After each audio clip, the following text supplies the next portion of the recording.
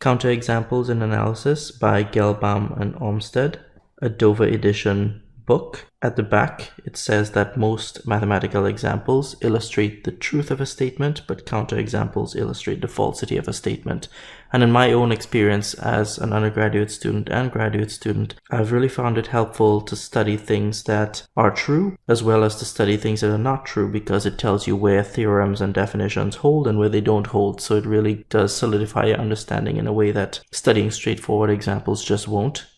Inside, we see that it goes through examples from the real number system. So, for example, an ordered field that cannot be completed, an integral domain that does not have unique factorization, in functions and limits, a nowhere continuous function whose absolute value is everywhere continuous. And there are sections on differentiation and Riemann integration, sequences and infinite series, uniform convergence, sets and measure on the real axis. And in higher dimensions, there are examples about functions of two variables. So see like a discontinuous function of two variables that is continuous in each variable separately. Examples dealing with plane sets, so just subsets of the plane R squared. So like a space-filling arc in the plane, a space-filling arc that is almost everywhere within a countable set. There's some examples about area, like a bounded plane set that does not have an area,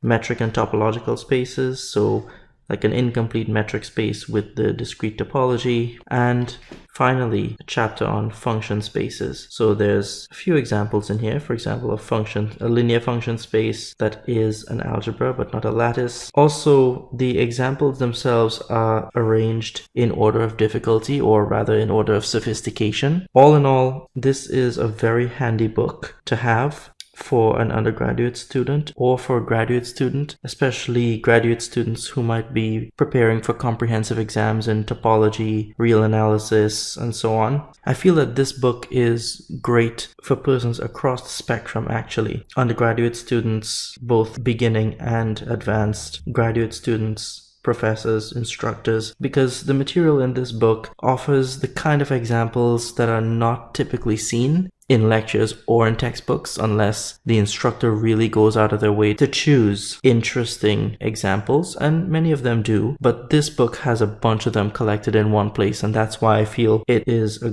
great addition to the bookshelf of any mathematician, any instructor, any aficionado. And as it's a Dover edition, it's not expensive, so why not buy it?